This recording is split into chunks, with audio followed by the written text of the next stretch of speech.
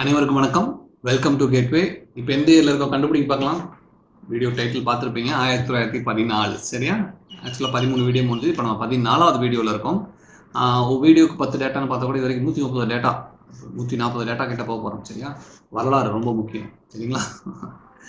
So நமக்கான முதல் தகவல் சரிங்களா 1914 நடந்தது. 14 அப்படிங்கும்போது உங்களுக்கு இம்மிடியேட்டா ஞாபகத்தில் வர வேண்டியது என்ன? 1919 ஜாலியன் வாலாபாக்னு சொல்லிடுவோம். 14 அப்படின்னு என்ன சொல்லுவீங்க? எஸ், முதல் உலக போர். 1914 வருடம் முதல் உலக போர் ஸ்டார்ட் ஆயிடுச்சு. சரிங்களா?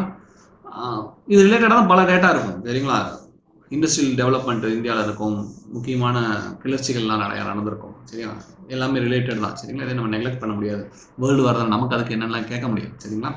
ஒரு சில ஸ்டூடெண்ட்ஸ் கேட்குறாங்க அதுக்காக. சரிங்களா? ஸோ 1914 ஆண்டு முதல் உலக போர் ஆரம்பித்தது. இதுதான் நமக்கான முதல் தகவல். ஆரம்பிச்சதுங்கிறது நல்ல தகவல். சரிங்களா? ஆனால் ஆரம்பிச்சது நம்ம கெட்டது.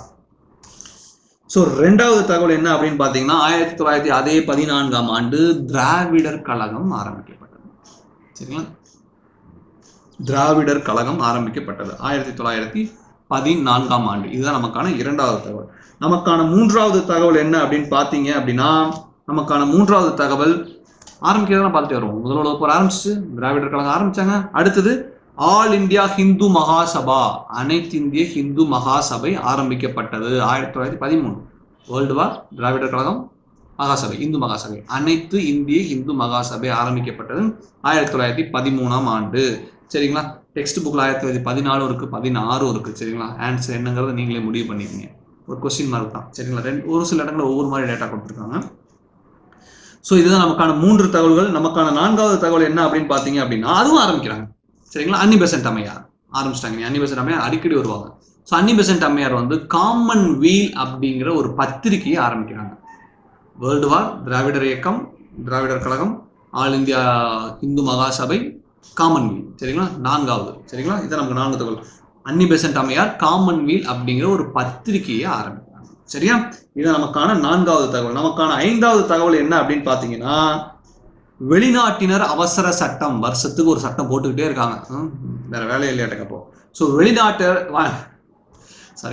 வெளிநாட்டினர் அவசர சட்டம் அப்படிங்கிற ஒரு அவசர சட்டத்தை ஆங்கிலேயர்கள் அன்னைக்கு கொடுக்குறாங்க 1914 ஆண்டு. இது என்னன்னா அந்த காலகட்டங்களில் கிளர்ச்சிகள்லாம் நிறைய உருவாக ஆரம்பிச்சுட்டு இருக்கிற காலகட்டங்கள். அப்போ வெளிநாட்டில இருந்து நிறைய ஹெல்ப் வந்தது. நம்ம 1913 கூட பார்த்தோம் இல்லையா?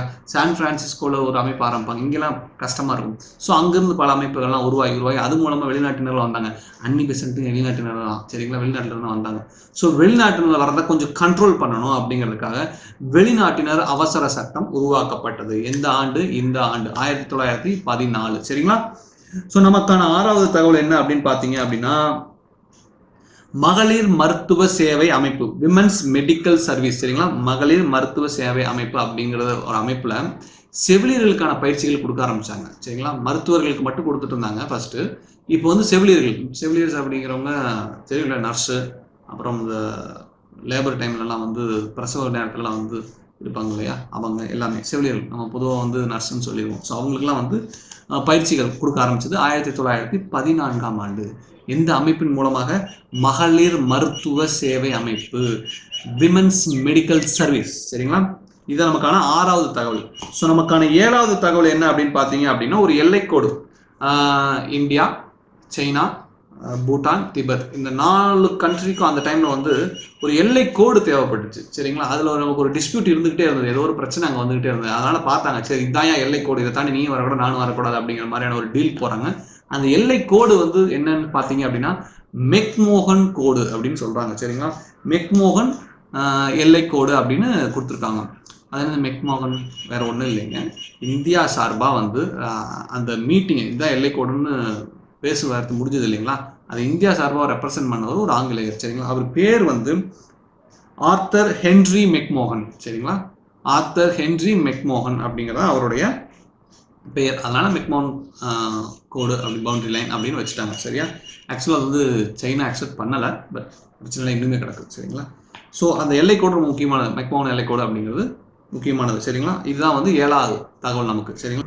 ஸோ இப்போ நமக்கான 8வது தகவல் என்ன அப்படின்னு பார்த்தீங்கன்னா நம்ம அயோத்திதாசர் பார்த்தோம் இல்லைங்களா?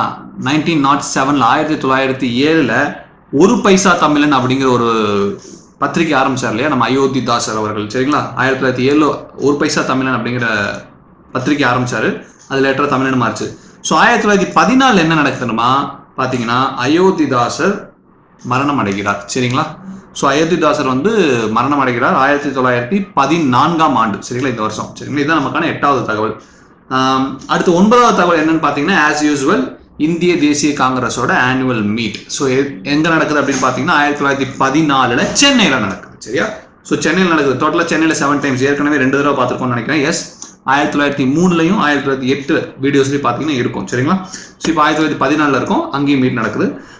1887, 94, 98, அதுக்கப்புறம் 903, 908, 14, அப்புறம் 27 ஒரு வாட்டி எடுக்கும், சரிங்களா?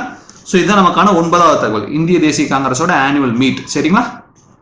இப்போ அடுத்தது என்ன பார்த்தீங்கன்னா 10வது தகவல் நமக்கு இந்தியன் ரயில்வேஸோட வளர்ச்சியை சொல்றாங்க. ஸோ லாஸ்ட் ப்ரீவியஸ் 1911 நினைக்கிறேன் 1911 பார்த்தீங்க அப்படின்னா 98,723 பேர் இந்திய ரயில்வேல ஒர்க் பண்ணிட்டு இருந்தாங்க, சரிங்களா? 98,723 1913, இப்போ 14 இருக்கும். ஸோ வளர்ச்சி சொல்றாங்க 1914 அந்த length of the Indian railways இருக்கு இல்லைங்களா, அந்த ட்ராக்ஸோட லென்த் அது எவ்வளோ இருக்கு அப்படின்னு சொல்றாங்கன்னா 55,773 55,773 கிலோமீட்டர் அளவுக்கு இருக்கு அப்படிங்கிறாங்க. ஸோ இது எப்படிப்பட்ட வளர்ச்சி அப்படின்னு பார்த்தீங்கன்னா அதுக்கு முன்னாடி ஒரு 40-50 வருஷத்துக்கு முன்னாடி 1861 1861 2573 இருந்தது, 2500 கிலோமீட்டர். இப்போ 1914 கிட்டத்தட்ட எத்தனை வருஷம், 40, 50, 55 வருஷம், 53 வருஷம் கழிச்சு பார்த்தீங்கன்னா 55,773. ஜஸ்ட் திங்க் ஆஃப் இட், ஓகேங்களா? ஸோ என்ன மாதிரியான ஒரு வளர்ச்சி அப்படிங்கிறத பார்த்துக்கலாம், சரியா? ஸோ இது நம்ம இந்தியன் ரயில்வேஸோட ஒரு பிரம்மாண்டமான வளர்ச்சி. நம்ம மொத்தம் 12 தகவல் தருவதா சொல்லிடுவோம். இது 10 தகவல் முடிஞ்சது. ஸோ 11வது தகவல் என்ன அப்படின்னு பார்த்தீங்கன்னா ஒரு இண்டஸ்ட்ரியல் growth சம்பந்தமான ஒரு தகவல், சரிங்களா? ஸோ அது என்ன தகவல் அப்படின்னு பார்த்தீங்கன்னா 1914 இந்த வருஷம் கல்கத்தா பிரசிடென்சியில, கல்கத்தா மாகாணத்துல 64 ஜூட் மில்ஸ் இருந்தது, சரிங்களா? 64 ஜூட் மில்ஸ் இருக்கு. இதே 1855 பாத்தீங்கன்னா அப்பதான் கல்கத்தால ஃபர்ஸ்ட் ஸ்டார்ட் பண்றாங்க. எப்போ 1855, கிட்டத்தட்ட 45, இந்த ஒரு 60 வருட காலத்துல பாத்தீங்கன்னா 1ல இருந்து 64 வந்துருச்சு ஜூட் மில்ஸ், சரிங்களா? இதுதான் நமக்கான தகவல், 11வது தகவல். நமக்கான 12வது தகவல் என்ன அப்படின்னு பாத்தீங்கன்னா கொஞ்சம் வெளியில போறோம், சரிங்களா? உலகம் சுற்றும் வேலைக்கு போறோம், சரிங்களா? கொஞ்சம் இன்ட்ரெஸ்டிங்கான தகவல் அப்படிங்கறதுனால நான் இதை உங்களுக்கு சொல்ல வேண்டியதா இருக்கு. என்ன அப்படின்னா பனாமா கேனலை அப்பதான் கட்டினாங்க. பனாமா கேனல் கால்வாய் இருக்குல்ல, பனாமா கால்வாய் அப்படிங்கறத 1914 தான் கட்டுறாங்க. பனாமா கேனல் அப்படிங்கிறது ஒண்ணு இல்லை, கொஞ்சம் இன்ட்ரெஸ்டிங்கான விஷயம் தான். இங்க யூரோப்பில் தான் பாத்தீங்கன்னா 1940s எல்லாம் யூரோப்பியன் கண்ட்ரிஸ் தான் அந்த 18ல பின்னாடி 1850ல இருந்து பாத்தீங்கன்னா நல்ல growth, சரிங்களா? அமெரிக்கா அப்பதான் உள்ள வருது growthக்கு, சரிங்களா? ஸோ அந்த டிரான்சாக்ஷன் ரொம்ப முக்கியமா இருக்கு டிராவல் பண்றது நமக்கு. அதாவது யூரோப் இங்க இருக்கு, இங்க அமெரிக்கா இருக்கு, சரிங்களா? ஸோ இப்படி வரணும், அமெரிக்காவோட இந்த சைடு வரணும் அப்படின்னா நார்த் அமெரிக்கா சவுத் அமெரிக்காவுக்கு நம்ம எப்படி போயிட்டு இருந்தோம் பாத்தீங்கன்னா அட்லாண்டிக் கடல் இருக்கு இல்லைங்களா, அட்லாண்டிக் பெருங்கடல்ல இருந்து பசிபிக் போகணும்னா இந்த மாதிரி தான் போயிட்டு இருந்தாங்க, சரியா? ஸோ எந்த பக்கம் அது நார்த் அமெரிக்கா சவுத் அமெரிக்காவை சுத்தி தான் போயிட்டு இருந்தாங்க. ஸோ இங்க பனாமா கேனல்ங்கிறத இங்க கட் பண்றாங்க, உருவாக்குறாங்க. அப்ப என்ன ஆகுதுன்னா ஈஸியா போய்க்கலாம் அப்படிங்கிற மாதிரி சொல்றாங்க, சரிங்களா? ஸோ ஒரு இன்ட்ரெஸ்டிங்கான தகவல், அதனால இதை கொண்டு வந்தோம். ஸோ பனாமா கால 1914 கட் பண்றாங்க, அதை உருவாக்குறாங்க, சரிங்களா? ஸோ அதோட லென்த் என்னன்னு பார்த்தீங்கன்னா 80 கிலோமீட்டர், சரிங்களா? அதனால என்ன அட்வான்டேஜ் அப்படிங்கிறது பார்த்தீங்கன்னா யூரோப்ல இருந்து நம்மளோட வெஸ்ட் சைடு வர்றதுக்கு இந்த சைடு வர்றதுக்கு கொஞ்சம் ஈஸியா இருந்தது அப்படிங்கிறாங்க, சரியா? ஸோ இதுதான் நமக்கான 12வது தகவல். ஸோ 1914ஆம் ஆண்டில் நம்ம எத்தனை தகவல் பார்த்துருக்கோம்? 12 தகவல் மொத்தமாக, சரிங்களா? இந்த வீடியோவை மீண்டும் பாருங்க. போர் அடிக்கும் போதெல்லாம் திருப்பி இந்த சீரீஸ் ஆஃப் வீடியோஸை கண்டினியூஸா பார்த்துக்கிட்டே இருங்க. இது உங்களுக்கு போரும் அடிக்க கூடாது பார்க்கும் பொழுது, சரிங்களா?